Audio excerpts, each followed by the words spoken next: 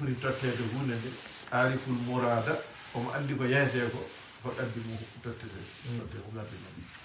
ɗum woni ko feeñi ɗo ɗum ɗon noon wa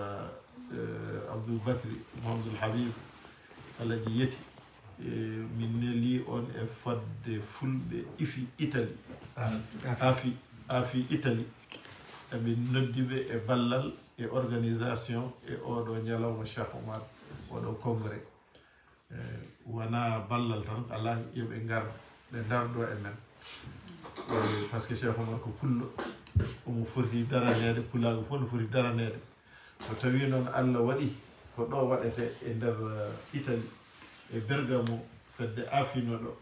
min goppataɓe hen caggal min mbiyataɓe ko min noddiɓe e ngal e oɗo den e oɗo congrès mo gandanɗa hoorema kamɓe goni rendo goni aafi kono noon amin noddi hen fedde fulɓe ɓe e ballal mabɓe e soutien mabɓe kamɓene ɓe gara ɓe balla en surtout e nokku o no heɓira donc par ce que saɗa waɗa organisé ko ma keɓa nokku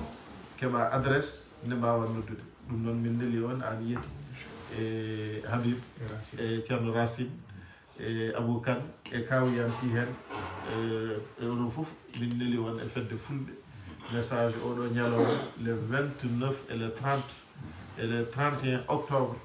o congrès Cheikh Oumar e nder Europe taw ko Italie suɓa congrès o waɗe ɗon rendoji ɗi foof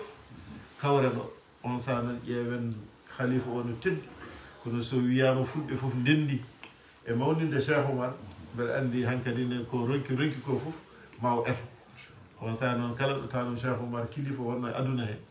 ara hilifaɓe diine Sénégal e galleji Tidiane on koɓe hilifaɓe ɗi foof so donkani ɓe garat malla représentant mabɓe ara ambassadeur uji gonɗi ɗo Rome e consulat ji gonɗi ɗo e hilifaɓe leydi ndi e préfet wuro ngo kamɓe foof ɓe nodde kollen ɓe holla oɗo Cheikh Oumar on saaha ma wonko ɗum jibini goɗɗum to banggue aduna to Allah to ɗum ko enen keedi hen kono ko aduna o koko enen mabɓe foof ndendi ɗum noon rewɓe on jii hande dental moon waɗi fayida eyyi ma wontino conférence ni onon ardinaɓe jikki dañama surtout tawde ko sukaɓe gardina goto e moon foof so jimmi wi yo haal ko hami heɗo so par ce que so neɗɗo haali tan ande so neɗɗo haali tan ganda holli ko gardino ɗum ko ɗum mbawi ɗum kadi oɗon timmi ɗum te kadi min dañi jikke han kadi min ko onon goni jikkam wona worɓe ala mino wi on ha yeeso Ceerno Bachir nde o yi on nde o duwi o mi donima on onon rewɓe laabi sappo wonɓe mbi minen o wi on laabi goto kadi mi ziyara halwar ko onon puɗɗi so tawi noon onon puɗɗi ziyara halwar résidence rendo Cheikh Oumar halwar ko onon totta oɗon jara plus de 40 millions mala 50 millions ko puɗɗi ɗum wadde hen worɓe ɓe min jiyanto koɓe mbaɗi ha joni min jiyanto ɓe mbaɗi ko onon rewɓe mbaɗi donc so wiyama noon oɗo salle ko onon fawa koye juuɗe mon mbeɗa sikki tan ɗo e 6 mois taw ko wonno son gandino salle o foti so dasani e taw ko woɗɗo yi mbeɗa jogui jikki moƴƴo e moɗon yo Allah wallu on te wawa waɗede carte d' invitation yimɓe nodde sona taw salle heeɓa ha adresse heeɓa ɗum noon ko oɗon min keeɗi président yo Allah wallu on allahumma salli ala